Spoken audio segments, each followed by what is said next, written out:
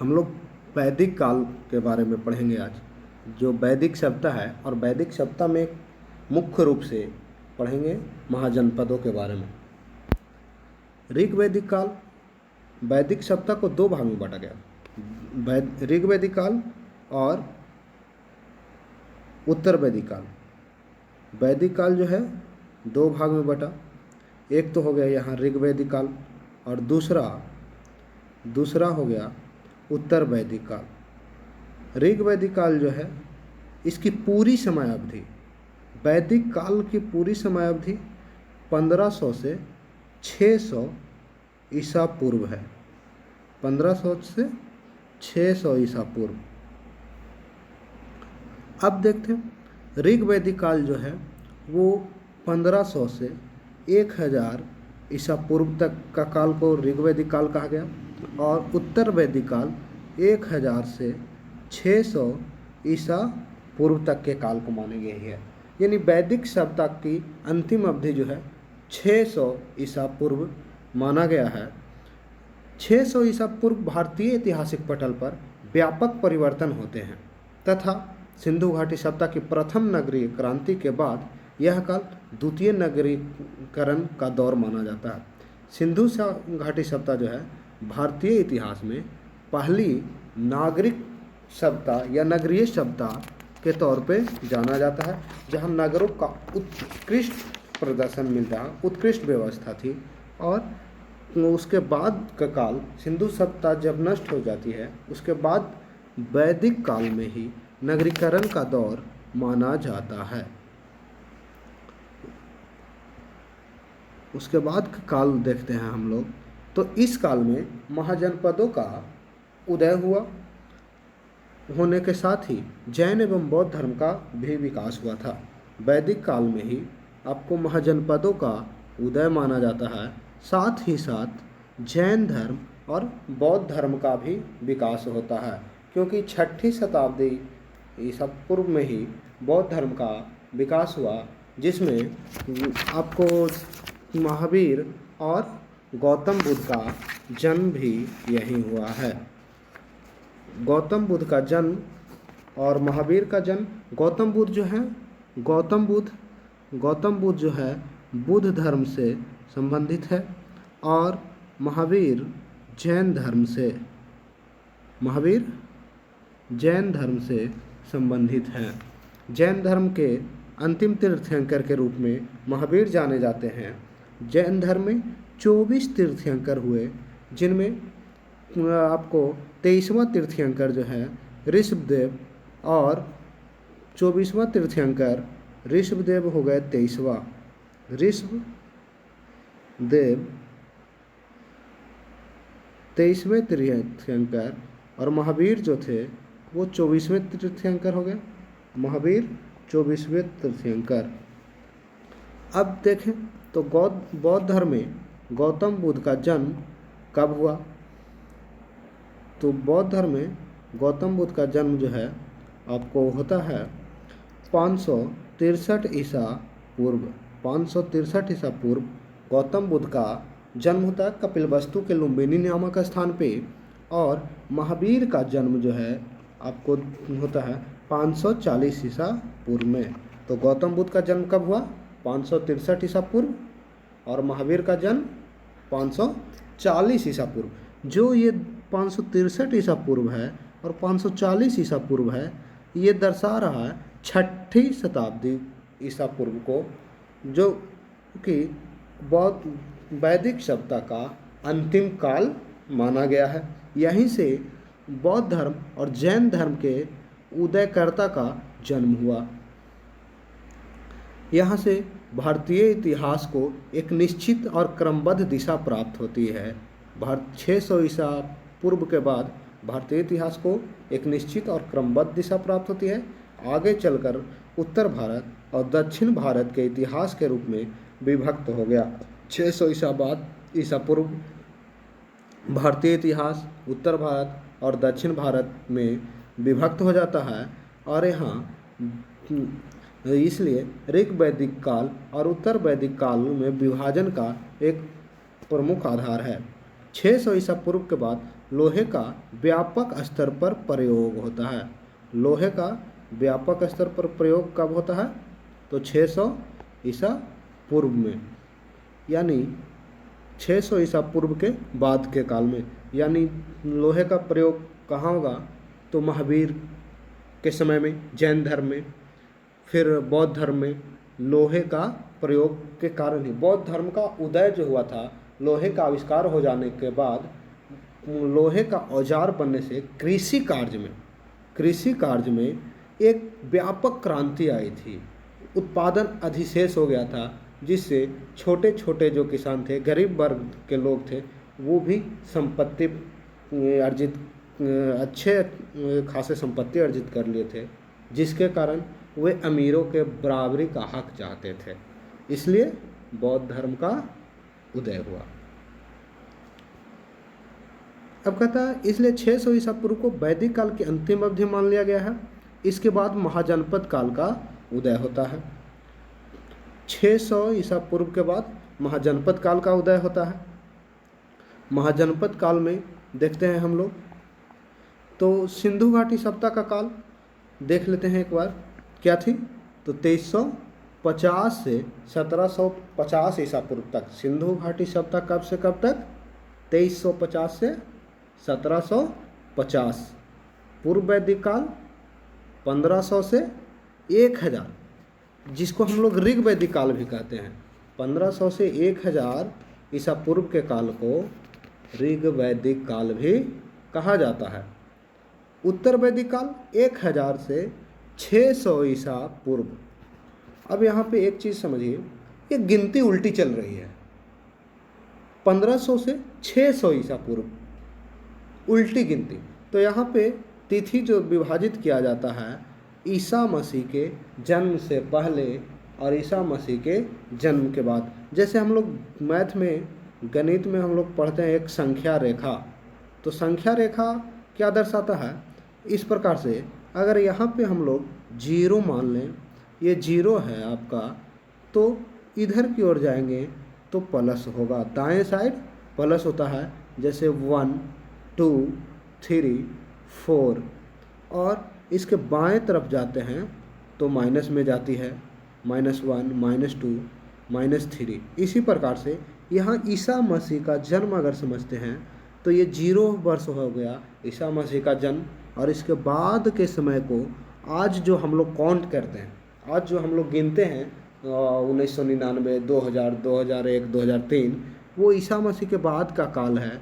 और ईसा मसीह के पूर्व का काल को हम लोग उल्टी गिनती के द्वारा समझते हैं। ठीक है। अब उत्तर वैदिक काल, तो उत्तर वैदिक काल 1000 ईसा पूर्व से 600 ईसा पूर्व तक का समय को कहा जाता है। महाजनपद काल, महाजनपद काल 600 ईसा पूर्व से 400 ईसा पूर्व तक का समय को कहते हैं। 600 से 400 ईसा पूर्व। अब महाजनपदों की संख्या 16 हम लोग पढ़ चुके हैं, ये जानते भी होंगे। महाजनपदों की संख्या 16 है। तो 16 महाजनपदों का उदय जो हुआ इसी काल के समय में हुआ है। इसको हम लोग जानकर ये अनुमान लगा सकते हैं, कभी भी परीक्षा में अगर पूछ दिया गया कि 16 महाजनपदों में से किसी एक का समय नाम दे दिया गया और पूछा गया कि इनमें से कौन सा ऑप्शन है जो इस महाजनपद काल का उदय के बारे में जानकारी देता है, तो हम लोग यहाँ से 600 से 400 ईसा पूर्व के बीच के ही समय को चुन लेंगे। 4 में से अगर एक ऑप्शन रही तो एक तो सही हो जाएगी। उसके बाद चलते हैं आगे। प्रशासनिक इकाई, तो महाजनपद काल में प्रशासनिक इकाई जो थी कुल के मुखिया को या कुल को, प्रशासनिक इकाई कुल ग्राम 20, कुल ग्राम 20, जनपद कुल ग्राम 20, जनपद और राष्ट्र में विभक्त थे। कुल ग्राम जनपद और राष्ट्र में विभक्त थे। प्रशासनिक इकाई कुल ग्राम कुल, ग्राम, 20, जन, जनपद और राष्ट्र में विभक्त था। मतलब प्रशासन में सबसे छोटी इकाई महाजनपद काल में क्या था? तो कुल। प्रशासन की सबसे छोटी इकाई कुल थी। कुल के बाद की बड़ी इकाई ग्राम, ग्राम के बाद उससे बड़ी 20, 20 के से बड़ा जन, जन से बड़ा जनपद और जनपद से बड़ा राष्ट्र होता था। मतलब महाजनपद काल में सबसे बड़ा प्रशासनिक इकाई अगर पूछा जाए तो क्या होगा? तो वो होगा आपका राष्ट्र। सबसे बड़ा प्रशासनिक इकाई राष्ट्र है। सबसे बड़ा प्रशासनिक इकाई महाजनपद काल में क्या थी? राष्ट्र। और सबसे छोटा प्रशासनिक इकाई कुल। महाजनपद काल में प्रश्न ऐसे भी पूछ सकता है कि महाजनपद काल की प्रशासनिक इकाइयों को एक सिरे से सजाएं, छोटे से बड़े की ओर या बड़े से छोटे की ओर सजाएं, तो इसमें कुल सबसे पहले आ जाएगा। कुल के बाद ग्राम, ग्राम के बाद 20, 20 के बाद जन, जन के बाद जनपद और जनपद से राष्ट्र का निर्माण होगा। कुल के मुखिया को कुलपति कहते थे। कुल का जो प्रधान होगा उसको कुलपति कहा जाएगा। ग्राम के प्रधान को ग्रामीण कहा जाता है। ग्राम के प्रधान को ग्रामीण कहेंगे। और 20 के प्रधान को 20पति कहते हैं। 20 के प्रधान को 20पति और जन के प्रधान को जनपति और जनपद का राजा और राष्ट्र का एक राट कहा जाता है। राष्ट्र का मुखिया को एक राट कहा जाता है। मतलब कि आज के समय के राजा से पहले के समय के राजा महान थे, बहुत बड़े थे। और आगे देखते हैं, आगे देखें महाजनपदों का उदय का कारण। महाजनपदों के उदय के कारण के बारे में हम लोग देखेंगे। तो महाजनपदों का उदय का क्या कारण था? तो पहला कारण हम लोग आगे चलते हैं। पहला कारण था राजाओं द्वारा साम्राज्य विस्तार की आकांक्षा। महाजनपद का उदय का पहला कारण राजाओं द्वारा साम्राज्य विस्तार का आकांक्षा। मतलब राजा जो भी थे, राजा किसके मुखिया को कहा जाता था? किसके प्रधान को राजा कहा जाता था? जनपद के प्रधान को राजा कहा जाता है। और राजा अपने जनपद का विस्तार करना चाहता था और उनकी ये लालसा थी कि वो अपने जनपद का विस्तार करें। दूसरी कृषि का विस्तार एवं कृषि अधिशेष। जैसे कि हम लोग पढ़ चुके हैं कि 600 ईसा पूर्व में या 6ठी शताब्दी ईसा पूर्व लोहे का खोज हो चुका था और उसके बाद लोहे के औजारों ने कृषि कार्य में एक क्रांति की तरह योगदान दिया। जैसे लोहे का हल जो है आपको कड़ी जो हार्ड मिट्टी होती है, हार्ड मृदा को जुताई करने में आसानी से कर सकती थी और इससे मृदा हल्की हो जाती थी और कृषि का फसल अच्छा उपज देता था, जिसके कारण कृषि अधिशेष हो गया और ये अधिशेष के कारण अपना साम्राज्य का विस्तार करना चाहते थे। तीसरा कारण है लोहे का व्यापक स्तर पर प्रयोग। लोहे का व्यापक स्तर पर प्रयोग करने से महाजनपद काल में पहला चीज़ तो हल का निर्माण हुआ। दूसरा चीज़ ये औजारों, लोहे के औजार बनाए, लोहे के अनेक प्रकार के औजार बनाए और इस कारण इन औजारों को वे एक जनपद से दूसरे जनपद के राजाओं के पास बेचते थे और उस धन संपत्ति इकट्ठा करते थे और इससे वो बहुत धनी होते जाते थे। जो धनी राजा था वह दूसरे पे युद्ध में भी इन औजारों का उपयोग करते थे और युद्ध करने के कारण उनका साम्राज्य विस्तार होता था। फिर है व्यापार वाणिज्य का प्रसार। व्यापार वाणिज्य का भी प्रसार हुआ 6ठी शताब्दी ईसा पूर्व में। जैसे कृषि अधिशेष अगर होगा, कृषि अधिशेष जब होती है तो किसी भी क्षेत्र में व्यापार होगा। जैसे हमारे पास अगर खाने से ज़्यादा गेहूं का उत्पादन हो जाए, खाने से ज़्यादा गेहूं का उत्पादन हो जाए तो उस गेहूं को हम क्या करेंगे, उस गेहूं को हम लोग बेचना चाहेंगे। और बेचने के लिए क्या चाहिए, बेचने के लिए एक व्यापार मंडी होनी चाहिए। इस गेहूं को हम लोग बेचेंगे तो कहाँ बेचेंगे? अगर थोड़ी बहुत है गेहूं अधिक उपज हुई है तो उन थोड़ी बहुत गेहूं से हम लोग किसके पास बेचेंगे? तो वो तो एक दूसरे लोगों में ही अदला बदली करेंगे। लेकिन अगर वही गेहूं अधिशेष बहुत ज़्यादा मात्रा में हो गया तो वो कौन खरीदेगा? तो उसको खरीदने के लिए व्यापारी वर्ग का निर्माण हुआ। और ये व्यापारी वर्ग के निर्माण के कारण जो लोग छोटे थे, जो छोटे साम्राज्य थे, वो कृषि अधिशेष उनके पास रहने के कारण वो व्यापारी को कृषि अपना अधिशेष बेच देते थे, उससे धन और संपत्ति अर्जित करते थे। और वो धीरे धीरे बड़े होते गए और एक दूसरे से युद्ध करने लगे। आगे है प्रशासनिक स्तर पर रक्त संबंधों का खंडन। प्रशासनिक स्तर पर देखा जाए तो रक्त से संबंधित जो संबंध था उसका खंडन किया गया।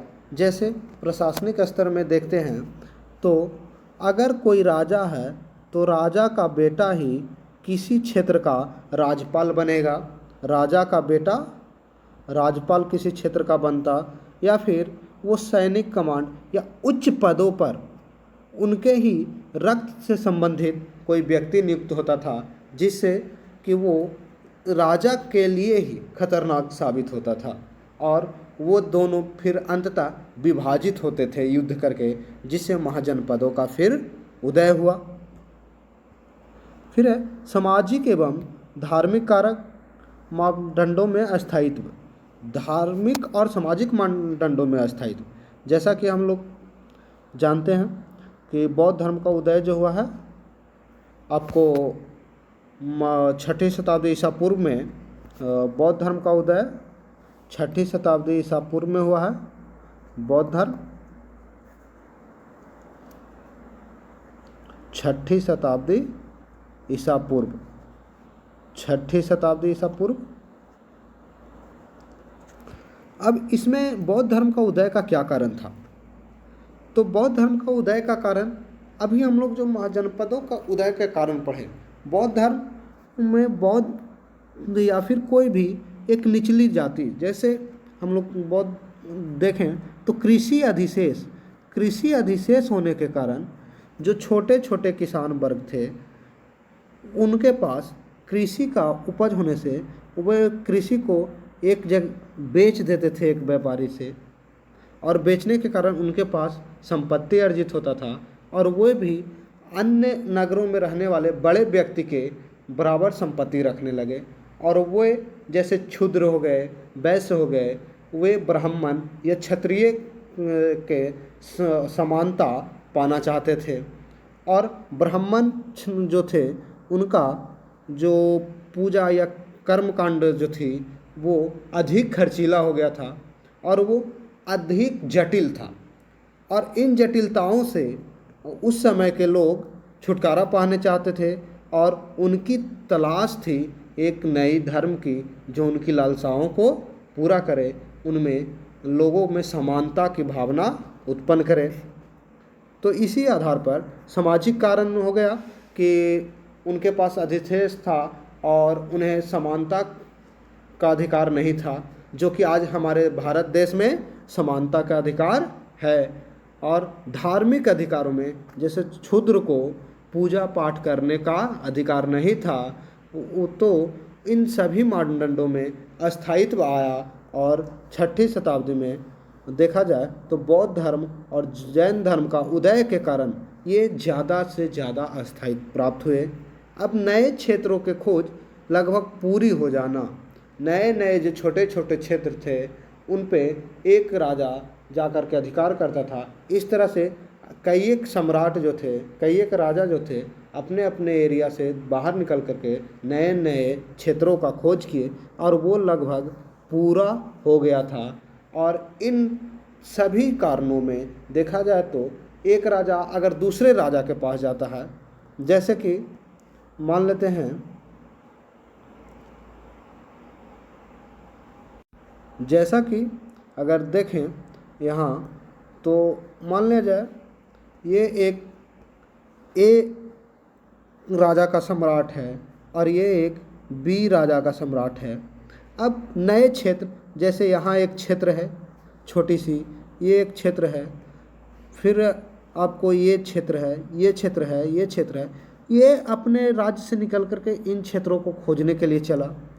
खोजते खोजते ये यहाँ पहुँचा, बी भी खोजना चाहेगा, खोज किया तो ये भी यहाँ पहुँचा, हो सकता है ये भी यहाँ पहुँचा, तो इन दोनों के बीच अब युद्ध का कारण बन जाएगा। ये क्षेत्र, छोटे छोटे क्षेत्र, ये क्षेत्र भी युद्ध का कारण बन गया। अब इन दोनों के बीच आपसी सहयोग या आपसी वार्ता के बाद एक क्षेत्र को विभाजित करके एक सीमा निर्धारित की जाएगी और इस सीमा से इस ओर की भाग को इनकी राज्य कहा जाएगा और इस सीमा से इस ओर के भाग को इनकी राज्य कहा जाएगा। इसी प्रकार से नए 16 महाजनपदों का उदय हुआ था। महाजनपद काल की स्रोत, महाजनपद काल के बारे में हमें जानकारी किन किन चीज़ों से मिलता है? महाजनपद काल के बारे में हमें जानकारी का स्रोत क्या है, देखते हैं। तो महाजनपद काल में जानकारी का स्रोत, महाजनपद काल के बारे में किस किस चीज़ से जानकारी मिलती है? तो पहला स्रोत है अंगुत्तर निकाय, जो कि बौद्ध धर्म का एक ग्रंथ है। दूसरा स्रोत है भगवती सूत्र। भगवती सूत्र किस धर्म से संबंधित है? तो जैन धर्म से। और अंगुत्तर निकाय किस धर्म से संबंधित है? बौद्ध धर्म से। ये दोनों में महाजनपदों की संख्या अंगुत्तर निकाय और भगवती सूत्र में कितनी बताई गई है? तो 16। अंगुत्तर निकाय और भगवती सूत्र में महाजनपदों की संख्या 16 बताई गई है। अब ये 16 महाजनपद कौन कौन से हैं? 16 महाजनपदों की संख्या 16 है। अंगुत्तर निकाय और भगवती सूत्र में बताई गई है 16 संख्या। ये महाजनपद कौन से थे? तो पहला महाजनपद है अंग। अंग की राजधानी कहाँ होगी? तो अंग की राजधानी चंपा है। अंग की राजधानी चंपा। दूसरा हो गया आपको मगध। मगध का राजधानी गिरिब्रिज। गिरिब्रिज जिसे राजगृह भी कहते हैं, गिरिब्रिज और राजगीर। अगला है आपका काशी। काशी का राजधानी काशी, काशी का वाराणसी, जो कि अभी यूपी में है, वाराणसी। तीसरा है आपका चौथा वत्स। वत्स का राजधानी कौशाम्बी। वत्स का राजधानी कौशाम्बी है। फिर पांचवा महाजनपद है बज्जी। बज्जी का राजधानी आपका है वैशाली। वैशाली। बज्जी का वैशाली, विदेह और मिथिला भी राजधानियाँ है। बज्जी का वैशाली, विदेह और मिथिला इसकी राजधानियाँ हैं। अगला इसका हो जाएगा कौशल। कौशल की राजधानी श्रावस्ती। कौशल की श्रावस्ती। फिर है 7वां नंबर अवंती। अवंती की राजधानी है अहिछत्र। अहिछत्र। उसके बाद आ जाएगा मल। मल का राजधानी सुक्तिमती, मल की राजधानी कुशावती। ये 8 महाजनपद हम लोग देखे, जिसमें फिर से एक बार रिपीट कर लेते हैं ताकि याद हो जाए इनकी राजधानियाँ। अंग की राजधानी चंपा। मगध का गिरिब्रिज या राजगृह। काशी का वाराणसी। काशी का राजधानी वाराणसी। वत्स का कौशाम्बी, बज्जी वैशाली, कोसल का श्रावस्ती, अवंती अहिच्छत्र, मल कुशावती। मल की राजधानी कुशावती है। आगे चलते हैं हम लोग, फिर नौमा देखते हैं महाजनपद। नौमा महाजनपद कौन सा होगा, तो वो हो जाएगा आपका पांचाल का अहिच्छत्र, पांचाल अहिच्छत्र, चेदी शक्तिमती, चेदी की राजधानी शक्तिमती, शक्तिमती, कुरु इंद्रप्रस्थ, कुरु इंद्रप्रस्थ, मत्स्य विराटनगर, मत्स्य विराटनगर,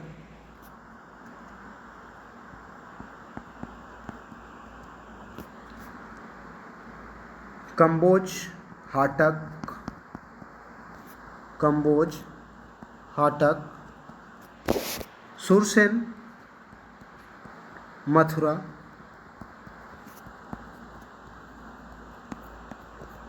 अस्मक पोटली और गंधार का राजधानी तहसीला है। पांचाल अहिच्छत्र, चेदी शक्तिमती, कुरु इंद्रप्रस्थ, कंबोज हाटक, मत्स्य विराटनगर, सुरसेन मथुरा, अस्मक पोटली और गांधार का अहिच्छत्र। इसका लास्ट में एक ट्रिक दे दिया जाएगा याद करने के लिए। 16 महाजनपद को हम लोग अब पढ़ेंगे अलग अलग बारी बारी से। उससे पहले हम लोग 16 महाजनपदों को मानचित्र के द्वारा देख लेते हैं, ताकि ये पता चले कि ये किस राज्य में, किस एरिया में बसा हुआ है। कभी कभी प्रश्न ऐसे भी पूछ दिया जाता है कि अंग महाजनपद किस राज्य में वर्तमान में अवस्थित है। तो देखें पहले, काशी जो है आपको वाराणसी में है, काशी वाराणसी, वाराणसी इसकी राजधानी है और ये वर्तमान उत्तर प्रदेश में अवस्थित है। उसके बाद चलते हैं अंग। अंग जो है आपका, अंग का राजधानी चंपा थी। ये बिहार का भागलपुर और मुंगेर जिले में स्थित है। अंग वर्तमान में बिहार का भागलपुर और मुंगेर जिले में स्थित है। उसके बाद हम लोग चलते हैं मगध। मगध जो कि बिहार का गया डिस्ट्रिक्ट मगध के नाम से ही फेमस है। मगध का राजधानी गिरिवृह या बिहार का राजगीर है। और मगध बिहार में गया और पटना डिस्ट्रिक्ट में फैला हुआ है। उसके बाद आता है आपका काशी।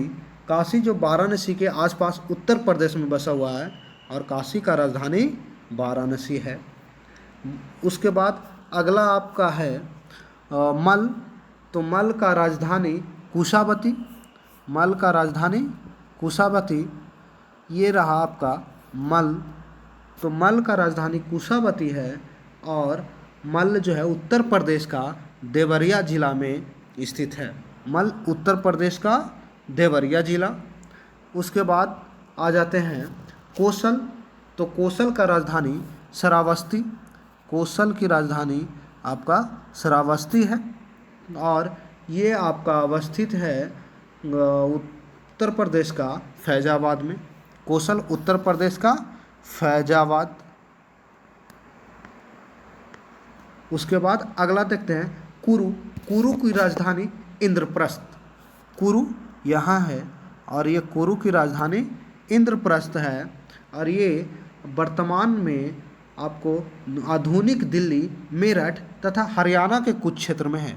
आधुनिक दिल्ली, मेरठ, हरियाणा के कुछ क्षेत्र में है। उसके बाद हम लोग देखते हैं मत्स्य। मत्स्य का राजधानी विराटनगर, ये जयपुर में राजस्थान के आसपास का क्षेत्र में है। मत्स्य जो है उसका राजधानी विराटनगर और ये जयपुर के आसपास के क्षेत्र में अवस्थित है। उसके बाद अवंती, अवंती का राजधानी उज्जैन, और ये अभी आपका अवस्थित है मालवा में। इसी प्रकार से और भी राजधानियाँ, उनको हम लोग आगे देखेंगे। एक बार आगे बढ़ने से पहले फिर से उन महाजनपदों को, राजधानी को दोहरा लेते हैं। कंबोज, गंधार का तक्षशिला, गंधार का तक्षशिला, कुरु का इंद्रप्रस्थ या इंद्रप्रस्थ,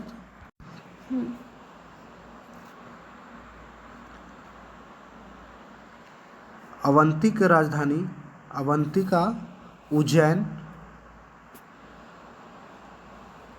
चेदी, सुक्तिमती, वत्स, कौशाम्बी, वत्स की राजधानी कौशाम्बी, वत्स आपका यहाँ है, काशी, वाराणसी। उसके बाद आ जाता है आपका मगध, मगध एरिया यहाँ है, मगध का राजधानी राजगृह या फिर विराटनगर, मगध का राजधानी राजगृह या विराटनगर। और अंग का राजधानी चंपा, अंग का राजधानी चंपा है। बज्जी का राजधानी वैशाली है। मल का राजधानी कुशीनगर या पावापुरी भी दिया जाता है। अंग का राजधानी चंपानगरी, अंग चंपानगरी। कौशल श्रावस्ती, काशी वाराणसी।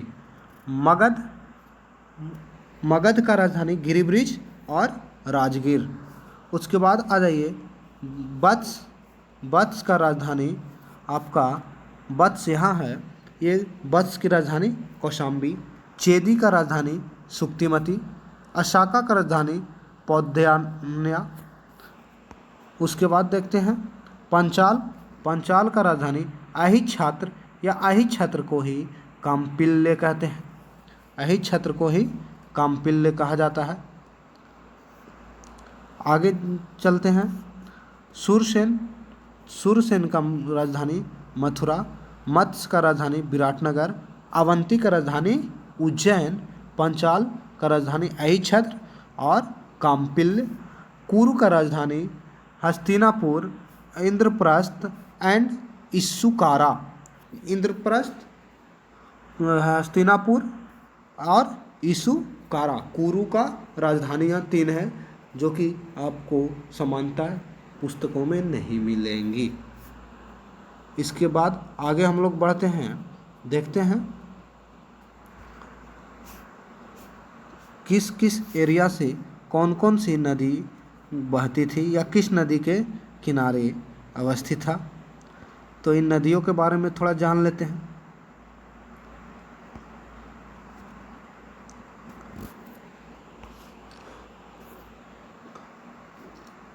गांधार यहाँ है, गांधार की राजधानी तक्षशिला और कंबोज की राजधानी हाटक थी। तो कंबोज और गांधार से होकर के यहाँ सिंधु नदी बह रही है। तो गांधार और कंबोज, गांधार और कंबोज से कौन सी नदी बहती है? तो गांधार और कंबोज से, गांधार और कंबोज से होकर के सिंधु नदी, या कह सकते हैं कि गांधार और कंबोज सिंधु नदी के किनारे अवस्थित है। उसके बाद देखें पांचाल, पांचाल जो है गंगा नदी के तट पर अवस्थित था। पांचाल, हस्तिनापुर, इंद्रप्रस्थ, कुरु की राजधानी हस्तिनापुर और इंद्रप्रस्थ, ये दोनों जो है गंगा नदी के तट पर अवस्थित था। कौशल की राजधानी श्रावस्ती है। तो कौशल की राजधानी श्रावस्ती, इसे, इस मैप को आप लोग एक बार कृपया देख लें ताकि कभी अगर गलती से भी प्रश्न आ जाए, इस मैप से ज़्यादा प्रश्न नहीं आते हैं। अगला है मगध की राजधानी। तो मगध की राजधानी, मगध की जो राजधानी थी वह सुरक्षित स्थान पर स्थित था। मगध का राजधानी सुरक्षित स्थान पर स्थित थी। ये बहुत बड़ी पहाड़ियों से घिरा हुआ था। बाद में बनने वाली राजधानी पाटलिपुत्र भी नदी दुर्ग के क्षेत्र में स्थित थी एवं बाह्य आक्रमणों से सुरक्षित थी। जैसा कि हम लोग देखते हैं एक बार इस मैप को, तो मगध कहाँ है, तो मगध यहाँ है।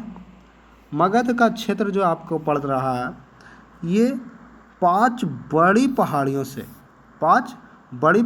से घिरा हुआ था और इसका राजधानी पाटलिपुत्र जो था, ये पाटलिपुत्र गंगा का क्षेत्र में स्थित था। इस कारण से इन पर आक्रमण कर पाना असंभव था और ये सुरक्षित राजधानियाँ कहलाई। यह सुरक्षित एक देश बना, साम्राज्य। इसके बाद मगध मूलतः नदी जल मार्गों पर स्थित था और इन नदी जल मार्गों पर मगध का आधिपत्य था। मगध जो है नदी जल मार्ग पर स्थित था और नदी जल मार्ग पर जो स्थित था, तो इन जल मार्गों पर किसका अधिकार था, वो था मगध का।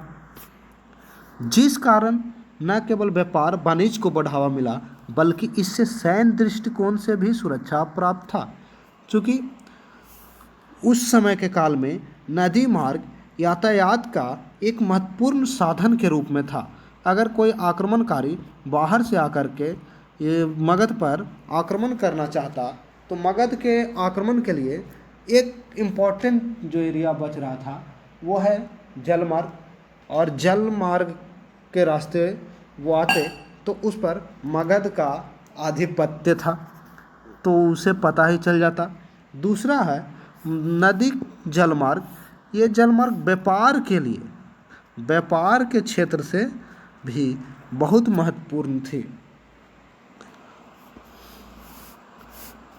आगे देखें तो इन नदी जलमार्गों का यातायात व्यापारिक गतिविधियों के साथ ही सैनिक आवागमन के लिए भी प्रयोग किया जाता था।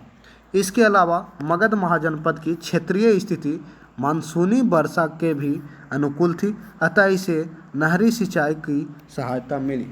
मगध का जो क्षेत्र था वहाँ मानसूनी वर्षा अधिक हुआ करती थी, जिससे मगध में नहरों का जाल बिछा दिया गया और यहाँ कृषि बहुत ज़्यादा मात्रा में, बहुत ज़्यादा क्षेत्र पर होने लगी, जिससे फसल उत्पादन अधिक हुआ।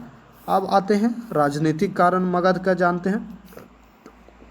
तो मगध का राजनीतिक कारणों में बिंबिसार, अजातशत्रु, शिशुनाग, महापद्मानंद जैसे योग्य एवं महत्वाकांक्षी शासकों की निरंतरता रहा। बिंबिसार, अजातशत्रु, शिशुनाग, महापद्मानंद मगध के योग्य एवं महत्वाकांक्षी शासक थे। बहुआयामी कूटनीति का प्रयोग करते थे, वैवाहिक नीति का प्रयोग करते थे, मैत्री नीति का, युद्ध नीति का। मगध के जो शासक थे बिंबिसार, अजातशत्रु, शिशुनाग, महापद्मानंद, ये सब बहुआयामी मल्टी डायमेंशनल कूटनीति का प्रयोग करते थे, जिसमें एक तो है वैवाहिक नीति। अगर किसी दूसरे साम्राज्य से युद्ध हो रहा है तो या फिर उस साम्राज्य पर अधिकार करने के लिए उस साम्राज्य की पुत्री से या किसी से विवाह का, या अपनी पुत्री का उनसे या उनकी पुत्री का खुद से विवाह कर दिया जाता था, जिससे उनके आपसी झगड़े बंद हो जाते थे। फिर है मैत्री, वो एक दूसरे से दोस्ती का हथियार भी उपयोग करते थे। फिर है युद्ध नीति। अगर वैवाहिक नीति और मैत्री नीति से अगर किसी साम्राज्य पर आधिपत्य नहीं कर पाता था, अधिकार नहीं कर पाता था, तब जाकर के युद्ध किया जाता था। अब है सुनिधि, बस्कार, दीर्घाचरण जैसे उच्च स्तरीय कूटनीतिक उपलब्ध थे। सुनिधि मगध में एक कूटनीतिज्ञ था। बस्कार और दीर्घाचरण भी कूटनीतिज्ञ ही हैं। सैन्य शक्ति, मगध की सैन्य शक्ति को बढ़ाने की नीति पर अधिक विश्वास करना। मगध जो है सैन्य शक्ति पर बहुत ज़्यादा विश्वास करता था कि वो सैन्य शक्ति को बढ़ाए, क्योंकि वो दूसरे राज्यों पर विजय प्राप्त करना चाहता था। आगे सांस्कृतिक कारण देखा जाए तो मगध का वैदिक संस्कृति के प्रभाव में लंबे समय तक नहीं आना। पहला, मगध साम्राज्य का उदय का एक कारण है कि वैदिक संस्कृति का प्रभाव में लंबे समय तक नहीं रहा। दूसरा है, मगध लंबे समय तक यज्ञ, धार्मिक कर्मकांड, वर्ण, जाति व्यवस्था आदि से दूर रहा। मगध जो है बहुत बड़े समय तक यज्ञ से, धार्मिक कर्मकांड, वर्ण और जाति व्यवस्था से दूर रहा। हम लोग पहले ही देख चुके हैं कि यज्ञ, धार्मिक कर्मकांड, वर्ण और जाति, इन सभी के कारण बौद्ध धर्म का उदय हुआ था। ये सांस्कृतिक कारण थे जो बौद्ध धर्म के उदय में बहुत ही महत्वपूर्ण योगदान दिए थे। अगर किसी जाति जैसे ब्राह्मण लोग या उस समय वर्ण को 4 जातियों में विभक्त किया गया था। 4 वर्ण थे, ब्राह्मण, क्षत्रिय, वैश्य और शूद्र। तो शूद्र और वैश्य को शूद्र को ना ही यज्ञ करने की अधिकार था और ना ही उन्हें कथा सुनने की अधिकार। तो इस आधार पे वो मगध जो था इन सब चीज़ों से दूर रहा। अब इसका परिणाम यह हुआ कि मगध के शासकों के साथ ही जनता भी अधिक व्यवहारिक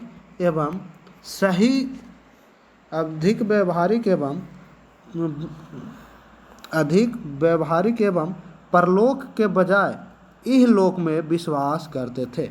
मगध साम्राज्य परलोक में विश्वास नहीं करते थे कि कोई दूसरी दुनिया भी है। इसके बजाय मगध के जनता यहाँ इहलोक, जिस लोक में रह रहे हैं उसी पे केंद्रित है का में विश्वास करते थे। आगे चलते हैं तो मुगल में शासन करने वाले वंश, तो मुगल काल में शासन करने वाले वंश कौन कौन से हैं? मगध में शासन करने वाले वंश, यहाँ मिस्टेक हो गई है, ये मगध है। मगध में शासन करने वाले वंश, तो मगध में शासन करने वाले वंश है। पहला, बृहद्रथ वंश। बृहद्रथ वंश का उल्लेख महाभारत में भी है। महाभारत में बृहद्रथ वंश का उल्लेख है। अगला है हर्यक वंश, फिर शिशुनाग, उसके बाद नंद आए, नंद के बाद मौर्य। पहला बृहद्रथ वंश आया, उसके बाद हर्यक वंश, उसके बाद शिशुनाग वंश, उसके बाद नंद वंश, नंद वंश के बाद मौर्य वंश आया। तो यहाँ पे मगध पे शासन करने वाले वंशों की संख्या कितनी है? 5 वंश ने मगध पर शासन किया। हर्यक वंश का राजधानी आपका वैशाली था। हर्यक वंश का राजधानी वैशाली। हर्यक वंश का संस्थापक शिशुनाग था। हर्यक वंश का संस्थापक शिशुनाग। आगे है शिशुनाग वंश, शिशुनाग वंश का संस्थापक शिशुनाग था। शिशुनाग वंश का संस्थापक शिशुनाग और हर्यक वंश का संस्थापक शिशुनाग वंश का संस्थापक शिशुनाग था और हर्यक वंश का संस्थापक जो था बिंबिसार। हर्यक वंश का संस्थापक हर्यक वंश का बिंबिसार था संस्थापक। और हर्यक वंश का राजधानी वैशाली थी। हर्यक वंश का राजधानी राजगृह और शिशुनाग वंश का राजधानी जो था वो वैशाली था। नंद वंश का राजधानी पाटलिपुत्र। नंद वंश का संस्थापक घनानंद। नंद वंश का संस्थापक महापद्मानंद और नंद वंश का अंतिम शासक घनानंद था। नंद वंश का अंतिम शासक, पुनः एक बार देख लेते हैं। हर्यक वंश का राजधानी राजगृह। हर्यक वंश का संस्थापक बिंबिसार। शिशुनाग वंश का संस्थापक शिशुनाग, राजधानी वैशाली। नंद वंश का संस्थापक महापद्मानंद और इसके राजधानी पाटलिपुत्र था। उसके बाद अंतिम वंश जो आया वो मौर्य वंश। मौर्य वंश का संस्थापक चंद्रगुप्त मौर्य। मौर्य वंश का संस्थापक चंद्रगुप्त मौर्य और इसकी राजधानी पाटलिपुत्र था। मगध पर शासन करने वाला अंतिम वंश मौर्य वंश था और इसकी राजधानी पाटलिपुत्र थी। मगध का जो था राजनीतिक टीचर जो थे वो थे आपका चाणक्य, जिसको विष्णुगुप्त भी हम लोग कहते हैं। उसके बाद आगे चलते हैं बृहत्स वंश। बृहत्स वंश का चर्चा जो है पहली बार महाभारत में किया गया है। बृहत्स वंश का चर्चा पहली बार महाभारत में किया गया है। केवल इतनी जानकारी कि मगध का प्रथम शासक बृहद्र था। महाभारत में सिर्फ इतना ही बताया गया है कि मगध का पहला शासक बृहद्र था। उसके बाद मगध में शासन करने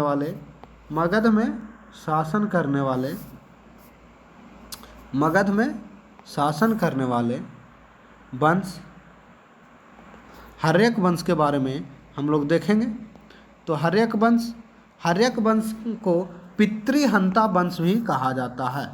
हर्यक वंश को पितृहंता वंश भी कहते हैं क्योंकि इस वंश के अधिकांश शासकों ने अपने पिता की हत्या करके शासन प्राप्त किया था।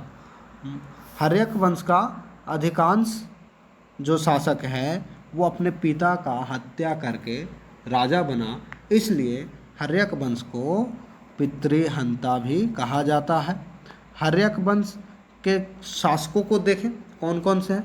तो हर्यक वंश का शासक था बिंबिसार पहला शासक।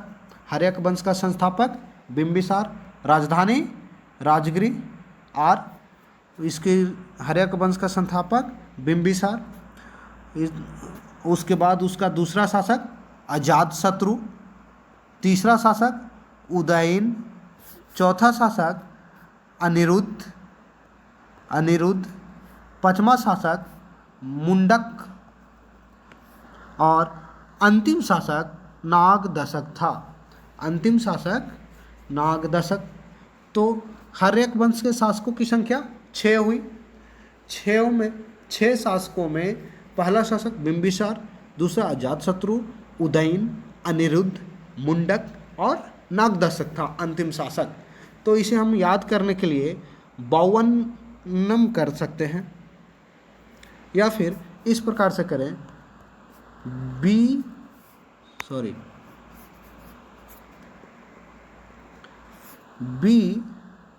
BAUANM बौअनम। हर्यक वंश का संस्थापक बौअनम, BAUANM।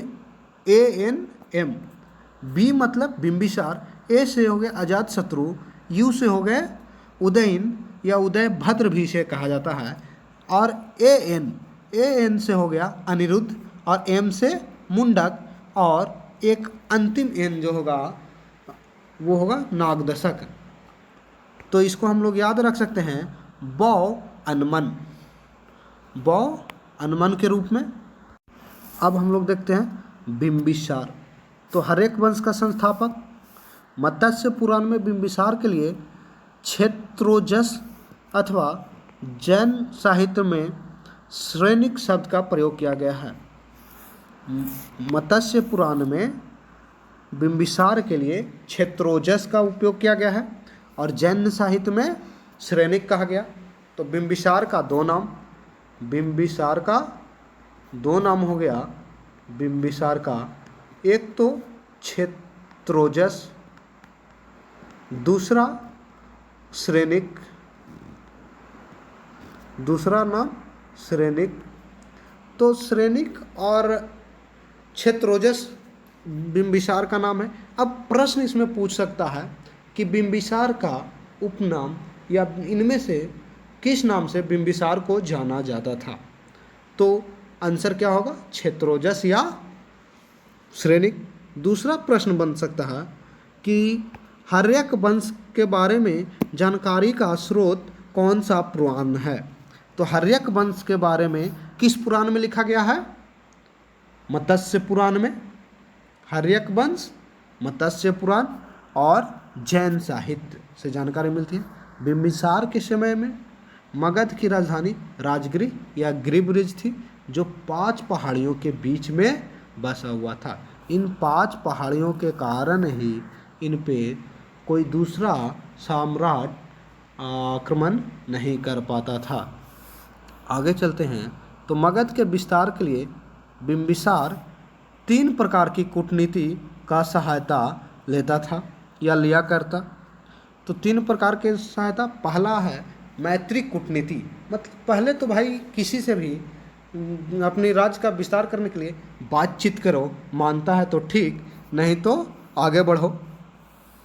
दूसरा था बातचीत करने से बन गई तो उसको और मैत्री, वो दोस्ती जो है उसको और गहरा बनाने के लिए उसको रिश्तेदारी में बदल दो। और अगर ये दोनों नीतियों का काम नहीं हुआ तो युद्ध कर लिया जाए। दोनों नीतियों का अगर उससे काम नहीं बनता है तो क्या किया जाए, युद्ध कर लिया जाए। पहले तो दोस्ती करेंगे, पहले दोस्ती किया जाए, उसके बाद युद्ध कर लिया जाए, उसके बाद विवाह कर लिया जाए। पहले दोस्ती किया जाए, पहला काम दोस्ती, उसके बाद दोस्ती, दूसरा था वैवाहिक संबंध, तीसरा था युद्ध। तो अवंती नरेश चंड प्रद्योत की पीलिया की बीमारी को दूर करने के लिए जीवक नामक वैद्य को भेजा गया था। अवंती का शासक चंद प्रद्योत था, उन्हें पीलिया, जिसको कि हम लोग आज पेचिस के नाम से या जॉन्डिस के नाम से भी जानते हैं, पेचिस नहीं, जॉन्डिस के नाम से हम लोग जानते हैं। तो अवंती नरेश चंड प्रद्योत को पीलिया की बीमारी हो गई थी। इस पीलिया की बीमारी को दूर करने के लिए ही बिंबिसार ने अपना राजवैद्य जीवक को अवंती भेजा था और गांधार नरेश पुष्कर के दरबार में मैत्री दूत भेजा था। तो बिंबिसार ने किन किन राजाओं को साथ मैत्री किया, तो पहला चंड प्रद्योत जो कि अवंती का शासक था, दूसरा गांधार का नरेश पुष्कर के दरबार में भेजा गया। अब एक प्रश्न बनता है कि जीवक किसके राजवैद्य था, तो बिंबिसार का। जीवक किसके के यहाँ का डॉक्टर था, बिंबिसार के यहाँ का। अब अगला है, आगे देखें, वैवाहिक नीति। इतिहास में बिंबिसार की 500 रानियों की चर्चा मिलती है। बिंबिसार की रानियों की संख्या इतिहास में 500 थी, क्योंकि ये जिस क्षेत्र में दोस्ती फैलाता था, जिस एरिया पर अधिकार करता था, वहाँ से रिश्तेदारी बना लेता था। और किंतु इसमें 2 विवाह प्रसिद्ध हैं। 500 रानियाँ थी, लेकिन फेमस विवाह 2 विवाह था। पहला तो महाकौशल, ये कौशल नरेश प्रसेनजीत की बहन थी। दूसरा चिलम्मा, तो बज्जी नरेश चेटक की पुत्री चिलम्मा थी। चिलम्मा कौन थी, तो बज्जी का नरेश चेटक की पुत्री। और महाकौशल कौन था, तो कौशल नरेश प्रसेनजीत की बहन थी। अब युद्ध नीति, तो युद्ध नीति में अंग महाजनपद को अपने साम्राज्य में मिला लिया गया। युद्ध नीति के अंतर्गत अंग को अपने साम्राज्य में मिला लिया। अब यहाँ पे प्रश्न बनता है कि इनमें से कौन कौन से साम्राज्य मगध के अंतर्गत मिलाया गया। तो पहला साम्राज्य अवंती, दूसरा साम्राज्य गंधार, पहला साम्राज्य अवंती, दूसरा गांधार, तीसरा आपका हो जाएगा कौशल, चौथा बज्जी। ये सभी मगध के अंतर्गत थे। इसे किसने जीता था, विजित किया था, तो वो विजित करने वाला शासक बिंबिसार। और एक 5वां राज्य है अंग। अंग को युद्ध के द्वारा जीता गया। तो प्रश्न अगर पूछा जाए कि बिंबिसार ने किस महाजनपद को युद्ध नीति के द्वारा जीता था, तो एकमात्र युद्ध नीति के द्वारा जीता गया साम्राज्य अंग है। बाकी अवंती, गांधार, कौशल, बज्जी, अवंती गांधार में दो को ऊपर से ले लिया जाए तो अवंती गांधार जो है वो आपको ये दोनों अवंती और गांधार आपको जीता गया था मैत्री के द्वारा। अवंती गांधार मैत्री के द्वारा और कौशल और बज्जी वैवाहिक संबंध के द्वारा। आगे चलते हैं, देखते हैं अजातशत्रु को। तो अजातशत्रु अपने पिता बिंबिसार की हत्या करके सिंहासन पर बैठा। चूँकि हम लोग पहले ही जान चुके हैं कि हर्यक वंश को पितृहंता वंश भी कहा जाता है और इनके जितने भी शासक हुए वो अपने पिता का हत्या करके ही शासक बने। अब अजातशत्रु को कुनिक के नाम से जाना जाता है। अजातशत्रु को कुनिक के नाम से जाना जाता है। अजातशत्रु ने अवंती महाजनपद के भय से राजधानी राजगृह का दुर्गीकरण का निर्माण करवाया था। तो दुर्गीकरण का निर्माण, राजगृह का दुर्गीकरण कौन से शासक ने किया? अजातशत्रु। अब देखिए बिंबिसार के बारे में हम लोग कुछ उपनाम जाने थे। बिंबिसार को श्रेनिक के नाम से जाना जाता है और एक नाम है वो बताइए। बिंबिसार का दूसरा नाम था क्षेत्रोजस। बिंबिसार का दूसरा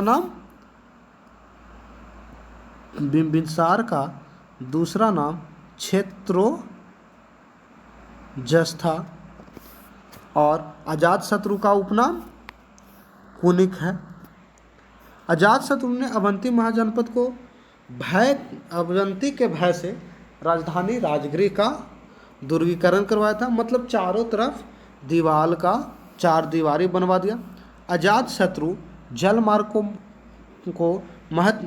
के महत्व को समझते हुए एवं नदी दुर्ग की संकल्पना के रूप में पाटलिपुत्र को मगध की राजधानी बनाना चाहता था। इस प्रकार अजातशत्रु पहला मगध शासक था जिसने पाटलिपुत्र के रणनीतिक महत्व को समझा। पाटलिपुत्र की रणनीतिक महत्व को समझने वाला पहला शासक कौन था? तो अजातशत्रु। और वो क्या समझा? तो वो अजातशत्रु जो था जल मार्ग के महत्व को समझता था और नदी दुर्ग की संकल्पना के रूप में पाटलिपुत्र को मगध का राजधानी बनाना चाहता था। आगे चलते हैं। अजातशत्रु के सिंहासन पर बैठने के 8वें वर्ष महात्मा बुद्ध का महापरिनिर्वाण हुआ। अजातशत्रु के सिंहासन पर बैठने के 8 वर्षों के बाद महात्मा बुद्ध को महापरिनिर्वाण प्राप्त हुआ। बौद्ध धर्म में महापरिनिर्वाण से क्या समझते हैं? तो महापरिनिर्वाण का मतलब है बुद्ध का उस समय मृत्यु हो गया। बुद्ध के मृत्यु को ही महापरिनिर्वाण कहा गया है। बुद्ध को महापरिनिर्वाण की प्राप्ति हुई थी मल्लों द्वारा अर्पित चुंद का भोजन करने से। और ये कुशीनगर में बुद्ध को मृत्यु हुआ था। कुशीनगर में बुद्ध का मृत्यु हुआ। ये चुंद अर्पित भोजन करने से, चुंद अर्पित भोजन, और ये चुंद दिया था किसने? तो मल्लों ने दिया था चुंद अर्पित भोजन से कुशीनगर में। और अजातशत्रु के राजा बनने के 8वें वर्ष में ये महात्मा बुद्ध को परिनिर्वाण प्राप्त हुआ। तो अजातशत्रु के काल में ही प्रथम बौद्ध संगीति हुई थी। पहला बौद्ध संगीति अजातशत्रु के काल में 483 ईसा पूर्व में हुआ था। वो भी कहाँ हुआ था? तो प्रथम बौद्ध संगीति राजगृह में हुआ। राजगृह में इस समय अध्यक्ष कौन था? तो महाकश्यप और शासक अजातशत्रु। प्रथम बौद्ध संगीति 483 ईसा पूर्व राजगृह में महाकश्यप के अध्यक्षता में अजातशत्रु के शासनकाल में, अजातशत्रु के सिंहासन पर बैठने के 8वें वर्ष बाद। इसलिए राजगिरी की सातकर्णी गुफा में अजातशत्रु के संरक्षण में महाकश्यप की अध्यक्षता में प्रथम बौद्ध संगीति का आयोजन हुआ। प्रथम बौद्ध संगीति का आयोजन, अब महाकश्यप जो है उस समय का अध्यक्ष था। और ये पहला बौद्ध संगीति किस गुफा में हुआ? तो बौद्ध संगीति जो हुआ वो सातकर्णी गुफा में, सातकर्णी गुफा में हुआ था पहला बौद्ध संगीति। आगे चले तो अजातशत्रु अपने महान कूटनीतिक बस्कार की सहायता से अपने साम्राज्य का विस्तार किया। बस्कार क्या था? तो कूटनीतिज्ञ था। बस्कार एक कूटनीतिज्ञ था और वो उसने अपना साम्राज्य का विस्तार किया था।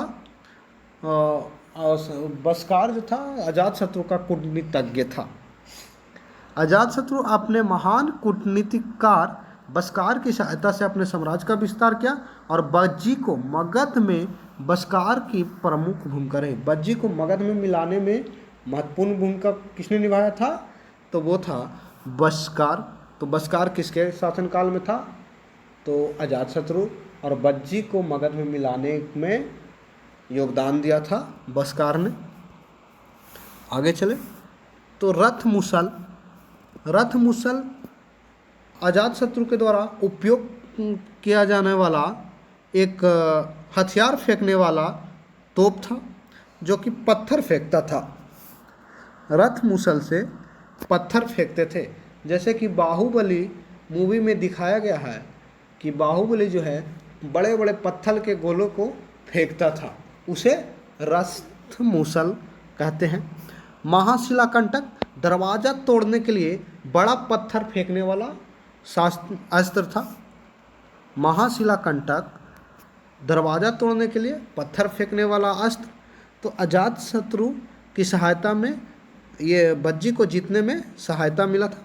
बज्जी के विरुद्ध संघर्ष में आजीवक संप्रदाय के संस्थापक मखलीपुत्र गोसल की मृत्यु हो गई थी। बज्जी के विरुद्ध संघर्ष में मखलीपुत्र गोसल की मृत्यु हो गई थी और ये आजीवक संप्रदाय के संस्थापक थे। आजीवक संप्रदाय के संस्थापक कौन थे? मखलीपुत्र गोसल।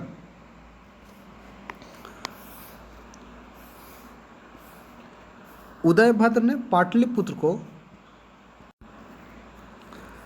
अजातशत्रु के बाद उसका पुत्र उदयीन या उदयभद्र शासक बना, जो अजातशत्रु की हत्या करके बना। अब उदयभद्र ने पाटलिपुत्र को मगध साम्राज्य की राजधानी बनाया।